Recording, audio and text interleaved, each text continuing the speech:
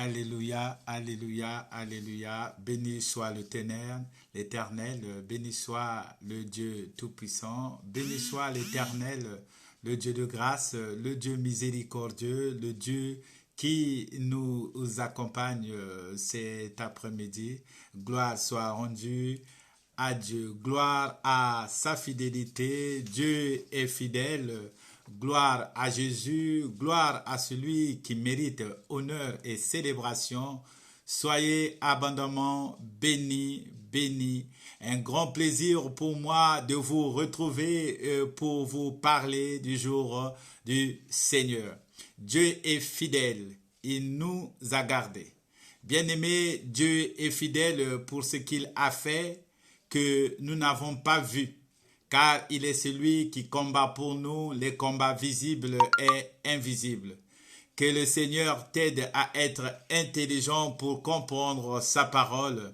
Bien-aimé, Jésus s'apprend. Jésus se vit. Je prie que le Seigneur t'aide à saisir sa pensée du jour. Le Seigneur t'aime. Que la grâce de notre Dieu soit avec nous et qu'il nous conduise dans son amour. Je prie pour que le Seigneur conduise clairement ta vie spirituelle afin que tu puisses saisir ce qu'il a prévu pour cet après-midi. À lui soit la gloire, à lui soit la gloire, lui qui est le souverain sacrificateur de la foi que nous professons, lui qui est le souverain sacrificateur selon l'ordre de Melchisédek. C'est lui le souverain sacrificateur des biens à venir. Il ne s'est pas non plus attribué la gloire de devenir souverain sacrificateur, comme cela est écrit que nul ne s'attribue cette dignité s'il n'est appelé de Dieu comme le fut Aaron. Mais lui, parce que il la tient de celui qui a dit « Celui-ci est mon fils, je l'ai engendré aujourd'hui ». Lui qui, après avoir été élevé à la perfection, il est devenu, pour tous ceux qui l'obéissent, l'auteur d'un salut éternel. Lui qui était revêtu d'un vêtement teint de sang, son nom est la parole de Dieu. La parole incarnée, qui s'est manifestée en chair, justifiée par l'Esprit, vue des anges, prêchée aux nations, crue dans le monde, élevée dans la gloire. À lui soit la gloire, à lui soit la gloire, notre Seigneur des Seigneurs, Roi des rois, qui seul possède l'immortalité, qui habite une lumière inaccessible que nul homme n'a vu, ni ne peut voir, en qui appartient la puissance au siècle des siècles. C'est notre Seigneur bien-aimé que nous sommes venus célébrer cet après-midi. C'est notre Seigneur que j'élève avec toute dignité, lui le véritable, le Dieu glorieux, qui tient dans sa main droite les 7 étoiles et qui marche sur les 7 chandeliers d'or. Notre Seigneur, le lion de la tribu de Juda. Gloire soit rendue à notre Seigneur qui est la pierre angulaire, la pierre solidement posée. Il est cette pierre que Daniel a vu qui est tombée sans le secours d'une main.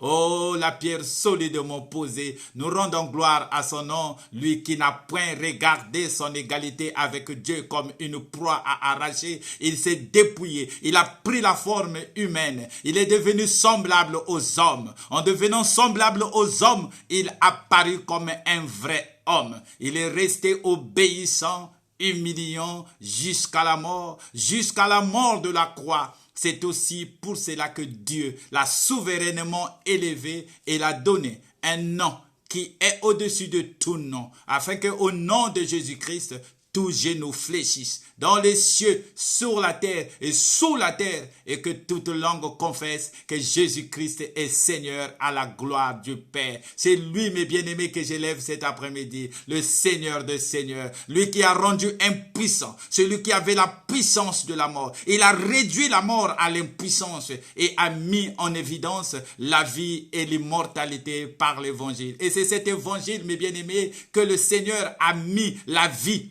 et l'immortalité. C'est là où demeure la vie, mes bien-aimés, dans l'évangile que je t'apporte cet après-midi. Gloire soit rendue à notre Seigneur, que toute la gloire revient à notre Seigneur, que toute la gloire revient qu'à lui, mes bien-aimés.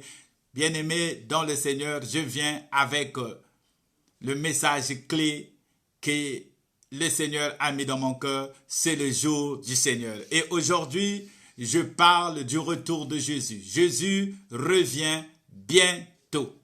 Jésus revient bientôt. Donc, nous allons prendre la Bible dans le livre de Apocalypse. Apocalypse 22, versets 6 à 12. Apocalypse 22, versets 6 à 12. Je prie pour la parole de Dieu. Éternel Dieu Tout-Puissant, Père de gloire, Père des lumières, ceci est ta parole. C'est cette parole que tu as mis dans mon cœur afin que je puisse apporter cela à ton peuple. Père, je prie pour que tu sanctifies cette parole. Purifie-le, Père éternel.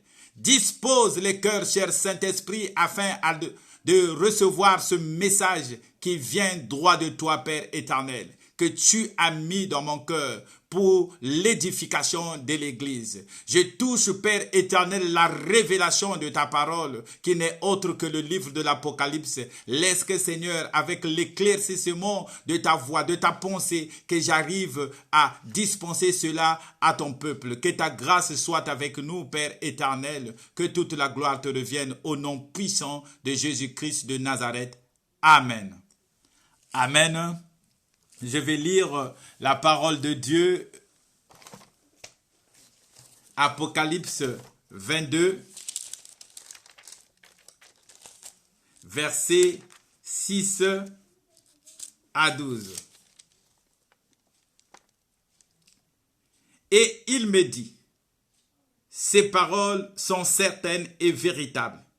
Et le Seigneur, le Dieu des esprits des prophètes, a envoyé son ange pour montrer à ses serviteurs les choses qui doivent arriver bientôt. Et voici, je viens bientôt. Heureux celui qui garde les paroles de la prophétie de ce livre. C'est moi, Jean, qui ai entendu et vu ces choses. Et quand j'eus entendu et vu, j'ai tombé aux pieds de l'ange qui me les montrait pour l'adorer. Mais il me dit, garde-toi de le faire. Je suis un compagnon de service et celui de tes frères, les prophètes, et de ceux qui gardent les paroles de ces livres. Adore Dieu. Et il me dit, ne scelle point les paroles de la prophétie de ces livres, car le temps est proche. Que celui qui est injuste soit encore injuste. Que celui qui est souillé se souille encore, et que le juste pratique encore la justice, et que celui qui est saint se sanctifie encore. Voici, je viens bientôt, et ma rétribution est avec moi pour rendre à chacun selon son œuvre. Parole de notre Seigneur Jésus-Christ, que notre très cher bien-aimé Jean reçut sur l'île de Patmos. Jean est l'auteur de ce livre, de ce dernier livre de la Bible, mes bien-aimés. Il présente ici une série d'événements que Jésus-Christ a révélés. Il raconte ce qu'il a vu après avoir été saisi par l'Esprit Saint. Au moment où il écrit son livre, il se trouve dans la petite île de Patmos. Alors, Patmos, c'est à l'ouest de l'Asie mineure.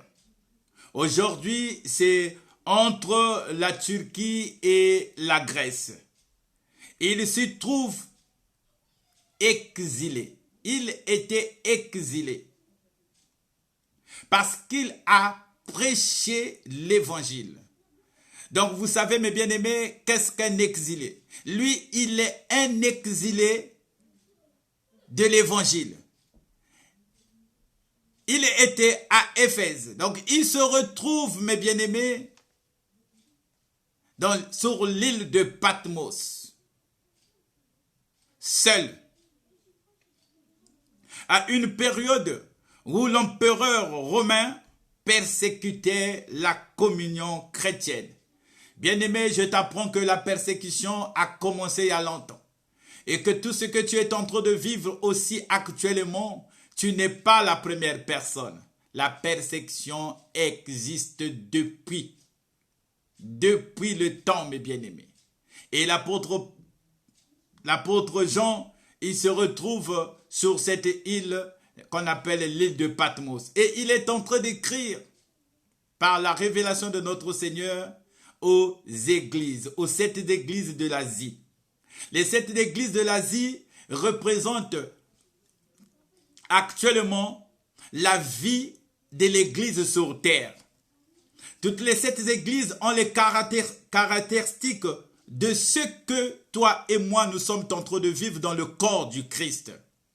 Et les lettres ont été envoyées aux 7 églises. Et Jean, si les chrétiens sont persécutés, mes bien-aimés, c'est parce qu'ils ne connaissent qu'un seul Dieu. Oui, bien-aimé, si tu es persécuté parce que tu connais qu'un seul Dieu. Et l'apôtre Jean aussi connaissait un seul Dieu qui est le Seigneur Jésus-Christ. Dans ce temps troublé, Jean leur écrit pour fortifier la foi de leur espérance. Et c'est ce que moi aussi je fais cet après-midi pour fortifier la foi de ton espérance. C'est ce que Jean, mes bien-aimés, a écrit. Son livre se compose en grande partie des visions, des révélations exprimées dans un langage symbolique et imagé que les croyants familiers de l'Ancien Testament pouvaient plus facilement en prendre alors qu'il le rendait mystérieux pour les autres. Les visions que Jean décrit sont variées, mais reprenant les mêmes thèmes, l'interprétation de leurs détails diffère beaucoup selon les commentateurs. Mais bien aimé, Jean commence par se présenter comme le messager du Christ. Dans la première partie que Jean parle, il rapporte les circonstances de sa première vision, au cours de laquelle Jésus le charge d'écrire des lettres aux 7 églises d'Asie mineure. Puis Jean se voit transporté au ciel. Je viendrai dans le chapitre 4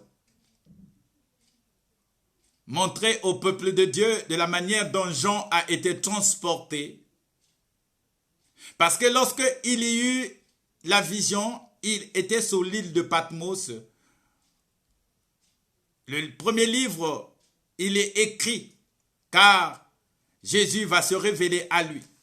Il va lui dire, écris aux 7 églises, il est sur terre. Mais après, Jean sera amené dans le ciel. Et là, mes bien-aimés, je tire mon enseignement de cet après-midi dans le livre de l'Apocalypse. Le livre s'achève sur un avertissement solennel et sur les promesses du ressuscité. Je viens bientôt. La Bible déclare que vaut mieux le commencement et vaut mieux la fin d'une chose que son commencement. Et moi, je vais terminer par l'Apocalypse 22.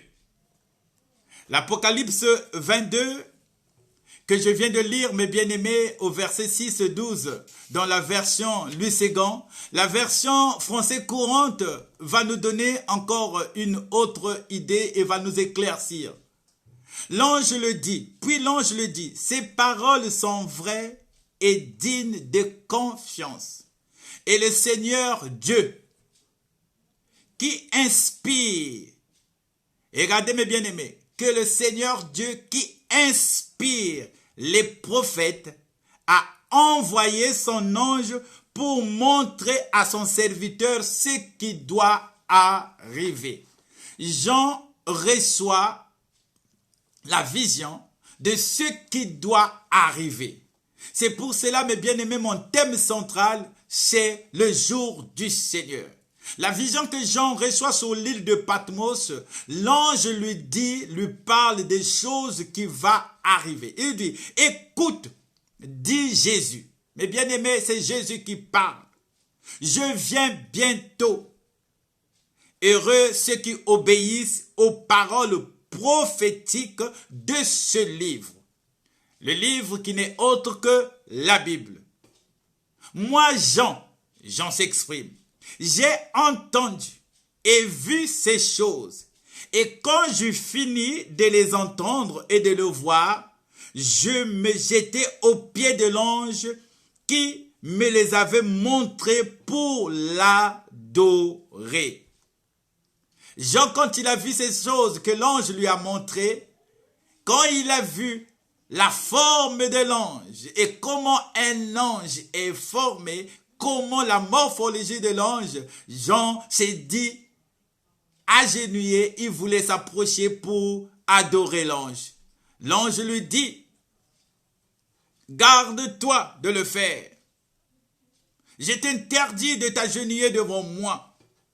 Je suis un serviteur comme toi. Ainsi, bien-aimé, je vais te dire que toi aussi tu es serviteur comme un ange. Tu as un message, le message du salut, à propager partout. Parle de Dieu, bien-aimé. Regardez l'ange qui dit à Jean, ne t'agenouille pas, ne m'adore pas. Je suis comme tes frères, comme les prophètes. Garde-toi de t'agenouiller devant moi. Comme tous ceux qui obéissent aux paroles de ces livres. Bien-aimé, tu as cette capacité si tu obéis à ce livre. Et l'ange lui dit, adore Dieu. On n'adore que Dieu, bien-aimé. On n'adore que le Dieu suprême. Il n'y a que lui qu'il faut adorer. L'ennemi a essayé aussi à tenter Jésus. Mais Jésus lui a dit, on ne tente pas Dieu. Lorsqu'il a dit qu'on adore que Dieu, Satan s'était retiré de Jésus. On adore que Dieu, bien-aimé. On adore que Dieu. Et puis l'ange va continuer, il lui dit, ne tiens pas secret les paroles prophétiques de ces livres, car le moment fixé pour ces événements est proche. Mais bien-aimé, je reviens beaucoup pour dire que ces moments que nous sommes en train de vivre, c'est des moments de grâce. Mais le temps est proche où le temps de grâce va finir. Le temps de grâce va finir par rapport à l'enlèvement. J'ai enseigné cela la fois dernière, mes bien-aimés. Je ne vais pas revenir. La Bible français courante nous dit que c'est le temps de ces événements est proche. D'autres versions nous disent car le temps est proche. La version Semeur nous dit car le temps de leur accomplissement est proche. Le verset 11, où je tire mon message que je vais rester longtemps avec vous, que l'injuste commette encore l'injustice et que l'impur vive encore dans l'impurité, mais que le juste pratique encore la justice et que le saint se sanctifie. Voici, je viens bientôt. La version Jérusalem nous dit que le pécheur pêche encore et que l'homme souillé se souille encore, que l'homme de bien vive encore dans le bien et que les saints se sanctifient encore. Voici, mon retour est proche et j'apporte avec moi le salaire que je vais payer à chacun en proportion de son travail.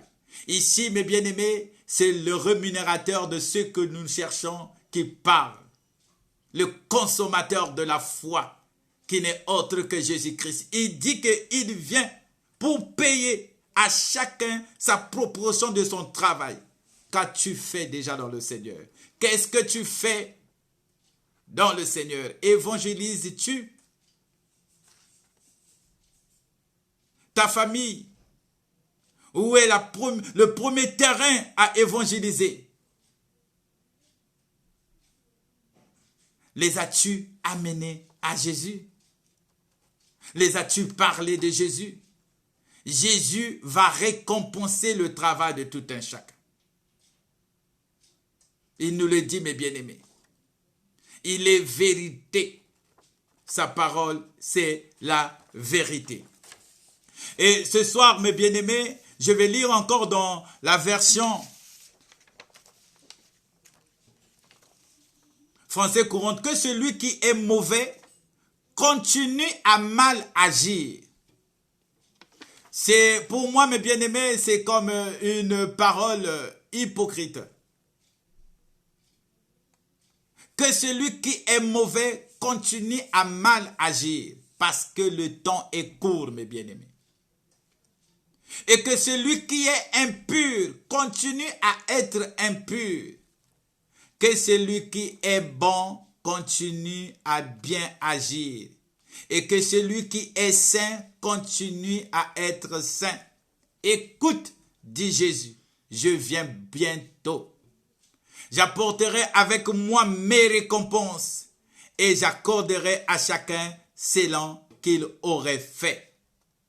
Mais bien aimé, c'est le livre de l'Apocalypse que je suis en train de lire. Ce livre que beaucoup trouvent difficile. Oui, franchement, je vous dis que c'est un livre difficile à interpréter. Mais avec la grâce de Dieu, nous essayons d'éclaircir le peuple de Dieu. Alors que veut dire le mot apocalypse? Étymologiquement, le mot apocalypse vient du terme grec qui dit apokalpten, qui signifie retirer le voile. Le livre en question dit retirer le voile. Donc l'Apocalypse, c'est un livre, mes bien-aimés, voilé.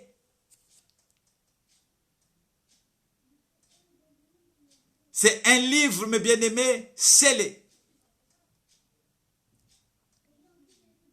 Il faut qu'on te le dévoile. Il faut qu'on te l'explique, mes bien-aimés. Une apocalypse est une révélation. C'est faire connaître le secret. Apocalypse, c'est faire connaître le secret. Et nous voyons, mes bien-aimés, dans le verset 10, la Bible dit que ne tiens pas secret, ne le scelle pas. La révélation est reçue pour être transmise. La révélation, elle est reçue pour être transmise, bien-aimée, dans le Seigneur. Il faut révéler ce qui est caché. Il faut le faire sortir pour que le peuple de Dieu puisse comprendre le mystère. Mais ce n'est pas totalement un mystère, mes bien-aimés, certes que c'est caché. Mais Dieu est là pour nous guider et le Saint-Esprit est là pour nous donner des explications. Jean se retrouve sur l'île de Patmos. Il entend une voix qui lui dit. Alors, comme tout être humain, mes bien-aimés, quand tu entends une voix, tu te retournes. La Bible nous dit, quand il se retourne, il voit l'agneau.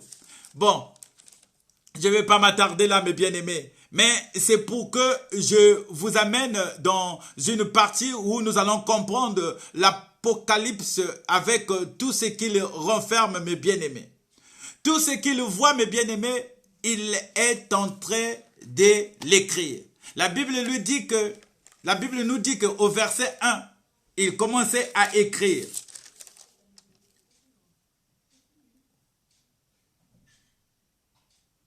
Il commençait à écrire. Au verset 2, il écrit aussi. Écrit à l'ange de l'église, lui dit l'ange. Au verset 4, au verset 3, il lui dit aussi, écrit à l'ange de l'église. Mais arrivé au verset 4, là, mes bien-aimés, c'est une situation que nous allons essayer de voir ensemble, mes bien-aimés, que Dieu qui est en train de lui dire, l'ange qui est en train de lui dire, écris, écris, écris, mais quand il arrive à ce que nous allons expliquer tout à l'heure, il dit, après cela, je regardais et voici une porte était ouverte. Là, l'apôtre Paul et l'apôtre Jean n'est plus sur la terre. Il n'est plus sur l'île de Patmos parce qu'il sera emmené maintenant. Après cela, je regardais et voici une porte était ouverte dans le ciel.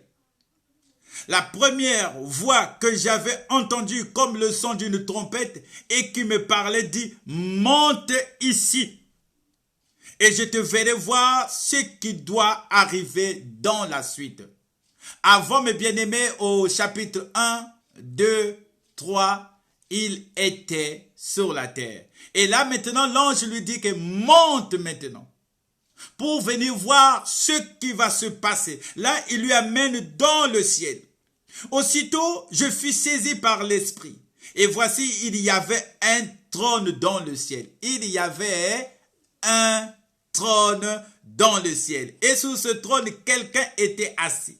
Celui qui était assis avait l'aspect d'une pierre de jaspe et de sardoine. Et le trône était environné d'une arc-en-ciel semblable à l'émeraude. Autour du trône, je vis 24 trônes. Et sur ces trônes, 24 vieillards assis, revêtus de vêtements blancs et sur leurs têtes des couronnes d'or. Du trône sortaient des éclairs, des voix et des coups de tonnerre. Devant le trône brûlaient 7 lampes ardentes qui sont les 7 esprits de Dieu. Il y a encore devant le trône comme une mer de verre semblable à du cristal au milieu du trône. Et autour du trône, il y a 4 êtres vivants remplis Dieu devant et derrière. Le premier être vivant était semblable à un lion. Le deuxième être vivant était semblable à un veau. Le troisième être vivant à la face d'un homme. Et le quatrième être vivant est semblable à un aigle qui vole.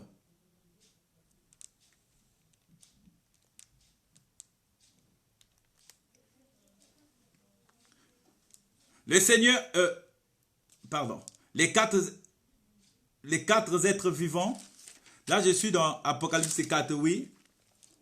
Les 4 êtres vivants ont chacun 6 ailes et ils sont remplis Dieu autour de d'eux dedans et cessent de dire jour et nuit, Saint, Saint, qui est saint, Dieu le Tout-Puissant qui est saint et qui vient. Quand les êtres virent rendre gloire, l'honneur et les actions de grâce à celui qui est assis sur le trône et celui qui vit au siècle des siècles. Les 24 vieillards se prosternent devant celui qui est assis sur le trône. Ils adorèrent celui qui vit au siècle des siècles. Ils jetèrent leur couronne devant et ils criaient, tu es digne de recevoir. Bien-aimé, ici, l'apôtre Paul et l'apôtre Jean est maintenant au ciel. Quand il est au ciel, il n'est plus sur la terre. Il est en train de vivre des choses merveilleuses. Et Dieu est en train de lui montrer, l'ange est en train de lui montrer tout ce qui se trouve au ciel. Alors, à partir du 24, là, à partir du chapitre 4, là, il est au ciel. Et le chapitre 10 nous dit, je vis un ange puissant qui descendait du ciel. Enveloppé d'une nuée au-dessus de sa tête était l'arc-en-ciel et son visage était comme le soleil. Ses pieds comme la colonne de feu. Là, il est en train de regarder, mes bien-aimés, il est au ciel. Il cria d'une voix forte comme rugit un lion. Quand il cria, les 7 tonnerres firent entendre leur voix. C'est au verset 3, mes bien-aimés. Il cria d'une voix forte comme rugit un lion. Quand il cria, les 7 tonnerres firent entendre leur voix. Les tonnerres firent entendre leur voix, mes bien-aimés. Quand les 7 tonnerres eurent fait entendre leur voix, j'allais écrire. Mais j'entendis du ciel une voix qui disait, scelle ce qu'ont dit les 7 tonnerres et ne l'écris pas. Bien-aimé dans le Seigneur, Jean, il a commencé à écrire. L'ange lui dit, écris, écris, écris, écris, écris, ce que tu as vu, écris, écris, écris. Mais quand il arrive au chapitre 10, mes bien-aimés, il voit comme un tonnerre. Il voit l'ange qui vient, qui parle. Et Jean arrive à capter, vous voyez l'Esprit de Dieu, mes bien-aimés, à capter le son du tonnerre. Même lorsque les tonnerres sonnent, quand les tonnerres, mes bien-aimés, font ce qu'ils font du bruit, Jean arrive à capter le son du tonnerre. Et il veut écrire ce que les tonnerres ont dit. Et les tonnerres vont lui dire, et l'ange que, quand les tonnerres eurent, les 7 tonnerres eurent fait entendre leur voix, j'allais écrire, mais j'ai entendu du ciel une voix qui disait, c'est ce qu'ont dit les 7 tonnerres, et ne l'écris pas. Ce qu'ont dit les 7 tonnerres, l'ange est en train de dire non, n'écris pas ça.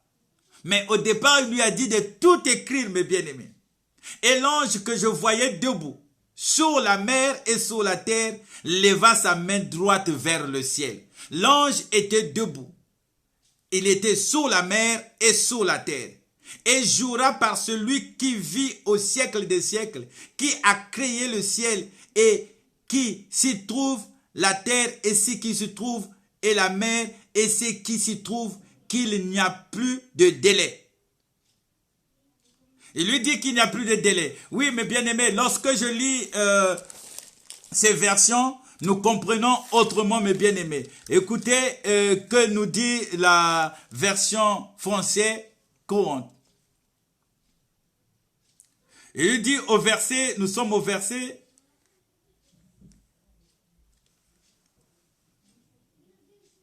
au verset 3. Il cria d'une voix forte comme un lion qui rugit. Après qu'il y eut crié, les 7 tonnerres répondirent dans un grondement. Un grondement. Dès qu'il eut parlé, j'allais me mettre à écrire. Il voulait écrire les grondements de 7 tonnerres. Mais j'entendis une voix me dire du ciel, tiens secret ce que les 7 tonnerres ont dit, ne l'écris pas. Alors l'ange que j'avais vu debout sur la mer et sur la terre leva la main droite vers le ciel et fit un serment au nom de Dieu qui vit pour toujours, qui a créé le ciel et tout ce qui s'y trouve, la terre et tout ce qui s'y trouve, ainsi que la mer et tout ce qui trouve. L'ange déclara, l'ange est en train de dire, il n'y aura plus de délai, mais au moment où le 7e ange se mettra à sonner de la trompette, alors Dieu accomplira son plan secret comme il l'avait annoncé à ses serviteurs, les prophètes. Ici, mes bien-aimés, Dieu, l'ange dit à Jean que ce sont des choses secrètes que tu ne peux pas écrire. Ne l'écris pas. Parce que ces choses ont été tenues secrètes. Ces choses, mes bien-aimés, la Bible nous dit qu'il avait annoncé à ses serviteurs les prophètes. Ces choses sont secrètes. C'est le livre de l'Apocalypse, mes bien-aimés. Et lorsque nous regardons, mes bien-aimés, tous les prophètes qui ont parlé, parce que l'Apocalypse est le résumé presque de toutes les prophéties. Nous allons rapidement, mes bien-aimés, voir il n'y a quel prophète dans l'Ancien Testament qui a pu garder ces choses secrètes que l'apôtre Jean ne pouvait pas écrire. C'est le prophète Daniel. Daniel va nous dire quelque chose, mes bien-aimés, au sujet de ce chapitre. Parce que la Bible s'interprète elle-même. C'est le livre de Daniel.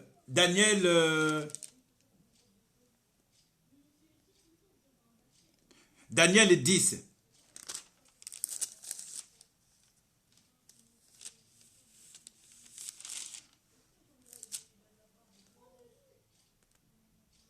Non, c'est dans Daniel 12.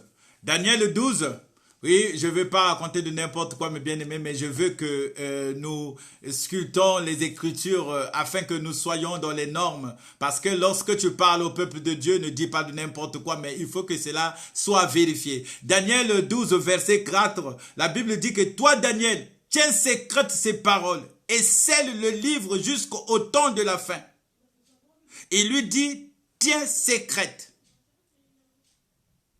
Tiens secrète ces paroles jusqu'au temps de la fin. Plusieurs alors le liront et la connaissance augmentera. Et moi, Daniel, je regardais et voici deux autres hommes se tenaient debout, l'un en deçà du bord du fleuve et l'autre au-dessus, au-delà du bord du fleuve. L'un d'eux dit à l'homme vêtu de lin que se tenait au-dessus des eaux sources, au-dessus des eaux du fleuve, quand sera la fin de ces prodiges. Et j'ai entendu l'homme vêtu de lin qui se tenait au-dessus des eaux du fleuve. Il leva vers les cieux sa main droite et sa main gauche. Il jura par celui qui vit éternellement. Nous avons vu, mes bien-aimés, l'ange qui était en train de jurer. Il a levé sa main. Il avait les pieds posés sur la terre et sur la mer. Ici, il a entendu l'homme vêtu du lin qui se tenait au-dessus des eaux du fleuve. Il leva vers les cieux sa main droite et sa main gauche.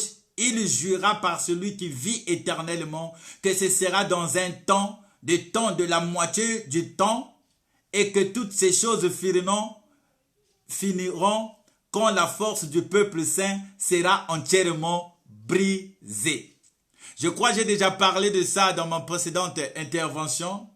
J'ai entendu, mais je ne compris pas et j'ai dit, mon Seigneur, quelle sera l'issue de ces choses? Mais bien aimé, ici c'est le prophète Daniel. Daniel dit que quand il a entendu, il n'a pas compris ces choses. Il n'a pas compris ces choses. Non plus l'apôtre Jean sur l'île de Patmos. Lui, il a entendu le grondement de tonnerre. Il a failli écrire. On l'a dit non, non, non, non, n'écris pas. Car ces choses seront révélées qu'à la fin des temps. Ce sont les choses que les prophètes ont prophétisées. Et parmi ces prophètes, mes bien-aimés, il y a Daniel. Daniel aussi a parlé de cela. Mais Daniel nous dit qu'il n'a pas compris. Mais toi et moi, mes bien-aimés, en lisant la Bible, ces derniers temps, comme la connaissance a augmenté, nous avons compris ce que Daniel n'a pas compris. Parce que Daniel nous dit, j'entendais, mais je ne comprends pas. Et je dis, mon Seigneur, quelle sera l'issue de ces choses? Il répondit, va Daniel, car ces paroles seront tenues secrètes et scellées jusqu'au temps de la fin. Il a dit, Daniel, vas-y. Ça, c'est pas réservé à toi. C'est réservé à celui qui est en train de m'écouter aujourd'hui et à celui qui est en train de parler. Daniel n'a pas compris. Mais toi et moi, nous avons compris que c'est les 7 années de tribulation. 1 an et 3 ans et demi, 3 ans et demi.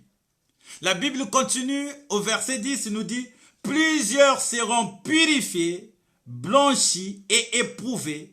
Les méchants fera le mal et aucun des méchants ne comprendra, mais ceux qui auront de l'intelligence comprendra. Ceux qui auront de l'intelligence comprendra. Depuis le temps où cessera le sacrifice perpétuel, où sera dressée l'abomination du dévastateur, il y aura 1290 jours.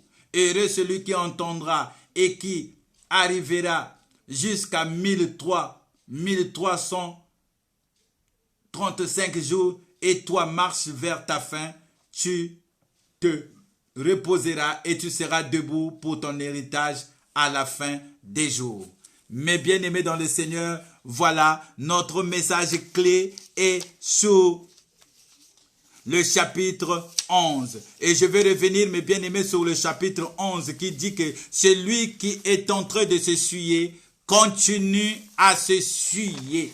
Et Daniel nous dit que plusieurs seront purifiés, blanchis et éprouvés. Les méchants feront le mal et aucun des méchants ne comprendra. Mais ceux qui auront de l'intelligence comprendra. Bien-aimés dans le Seigneur et bien-aimés qui ne connaissent pas le Seigneur, ce message, ce n'est pas un message de peur, mais c'est un message de salut. C'est un message de salut que j'apporte à qui que ce soit aura l'occasion d'écouter ce message.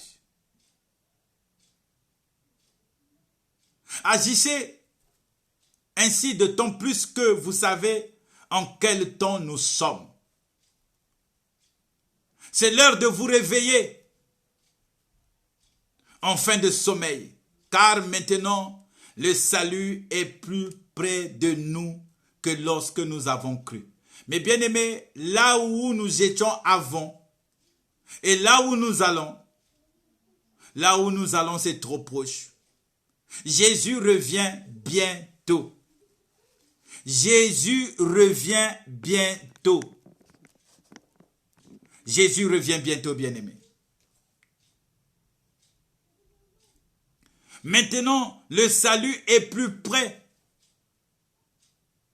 Il est plus près de nous, mes bien-aimés. La nuit est avancée, nous dit la Bible. Le jour approche. Dépouillons-nous donc des œuvres du ténèbre et revêtons les armes de la lumière. Marchons honnêtement comme en plein jour, loin des orgies et des livrogneries, de luxure et de débauche, de querelles et de jalousie. Mais revêtez-vous du Seigneur. Revêtez-vous du Seigneur, bien-aimé. Toi qui ne connais pas Jésus, c'est le temps. La vie est dans Jésus-Christ. Si tu n'as pas Jésus, mes bien-aimés, tu n'as pas la vie. Tout ce que tu es en train de vivre, qui sont tout autour de toi, peut-être que tu es dans un luxe ou que tu vis une vie vraiment accélérée de bonté, de joie. Mais bien-aimé, crois-moi, toi qui es dans le luxe, toi qui ne connais pas Jésus, je t'apprends que Jésus est Seigneur, que Jésus est Sauveur. Ce qu'il a dit, ça va arriver. Il va revenir, mes bien-aimés. Il va revenir. N'écoute pas cette parole qui dit que toi, c'est biblique, mes bien-aimés. C'est comme pour nous exprimer que le temps est proche. Il est trop proche, il est trop proche. Toi qui étais dans l'impudicité, continue. Mais moi, je t'exhorte, bien-aimé, que tu as un temps de rattrapage. Que tu as un temps de rattrapage. Si tu ne connaissais pas le Seigneur, en ce jour, lorsque tu entends cette parole, n'en dis pas ton cœur. Écoute la voix du Seigneur qui t'appelle.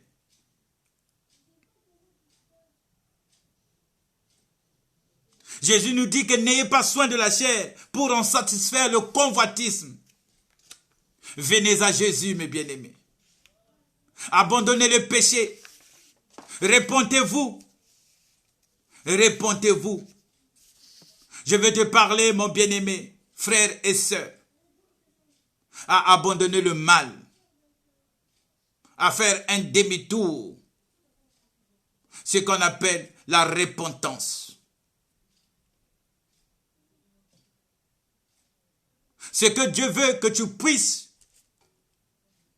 pas périr. Dieu ne veut pas que tu périsses, mes bien-aimés. Dieu ne veut pas, mes bien-aimés. Dieu ne veut pas, mon frère. Dieu ne veut pas, ma sœur, que tu vas à l'enfer. Mais il veut ton salut. Le salut est un don de Dieu. Dieu veut que tout homme soit sauvé et parvienne à la connaissance du salut.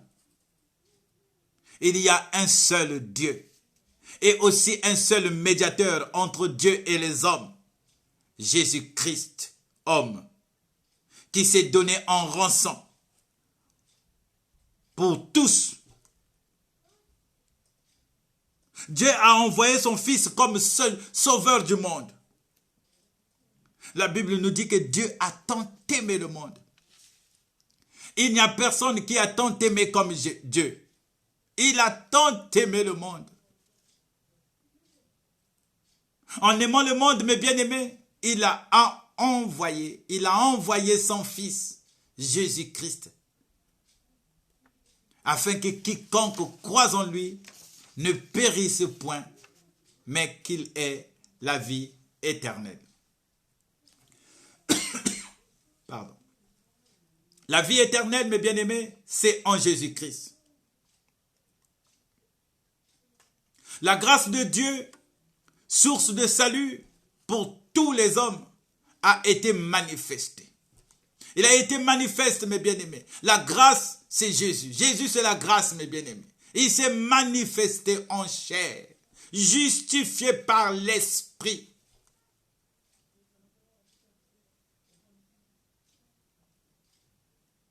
Dieu a révélé sa grâce, source de salut pour les hommes.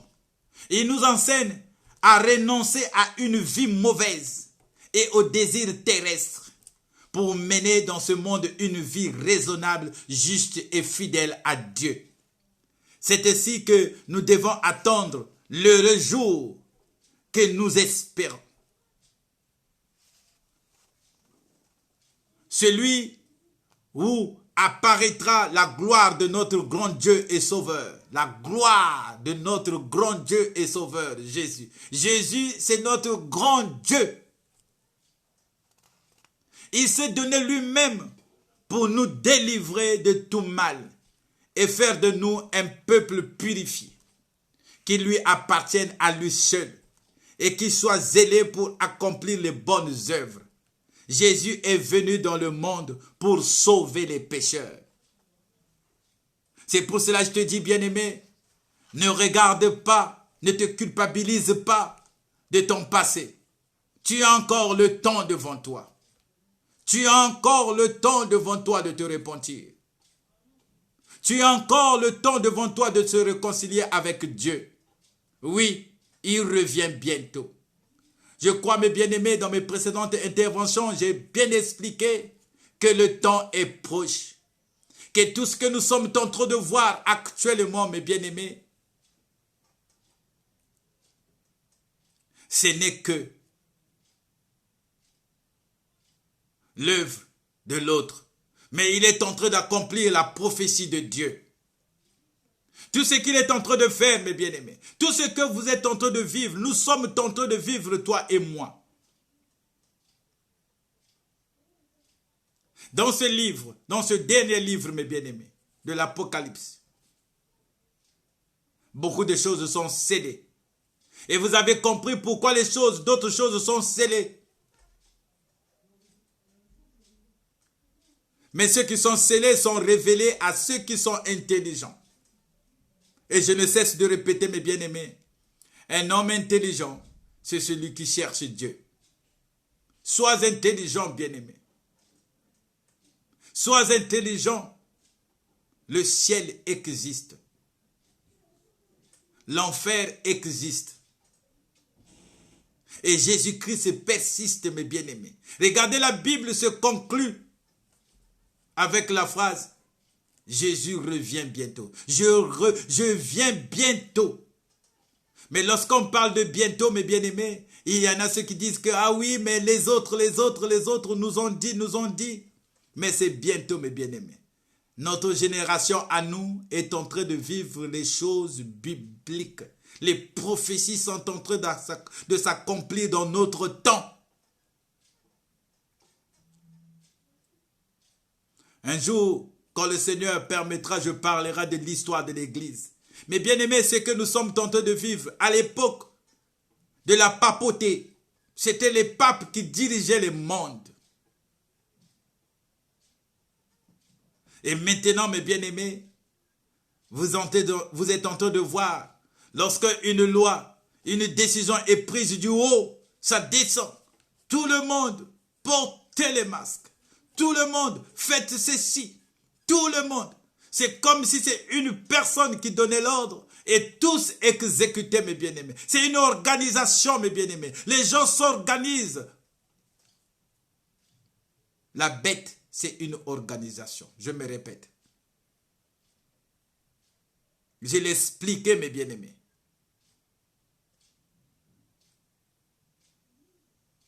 Jésus revient bientôt. Tout ce que nous sommes tentés de vivre, ça prépare le retour de Jésus.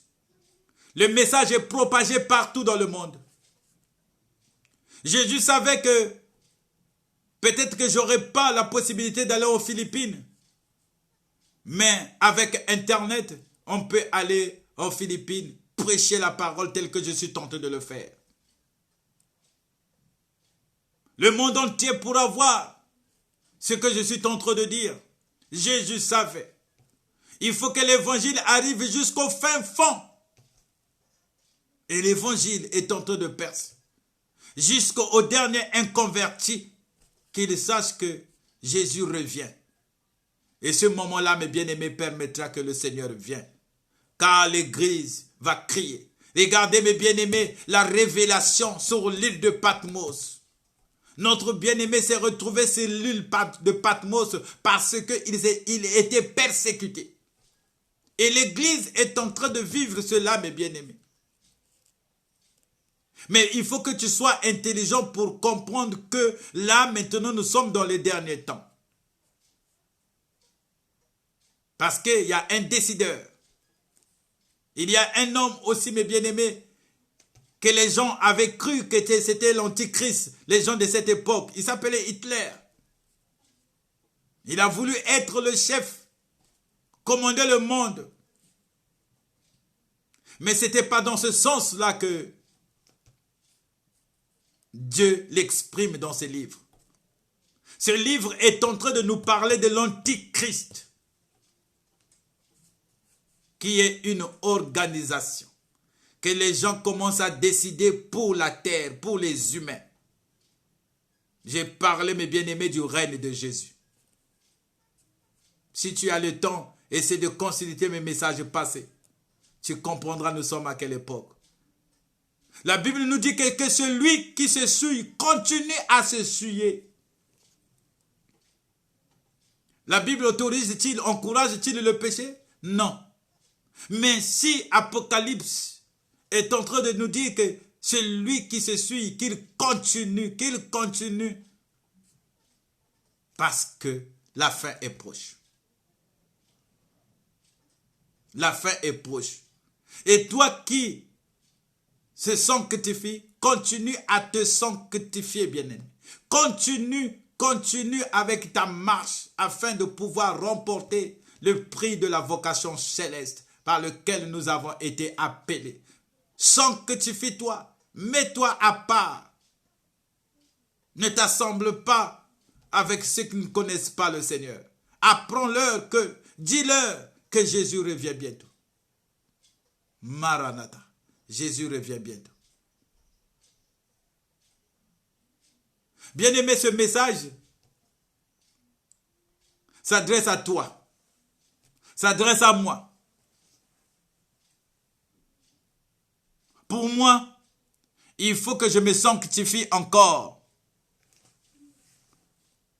Il faut que je me sanctifie encore. Pour toi qui se demande qu'est-ce que la sanctification?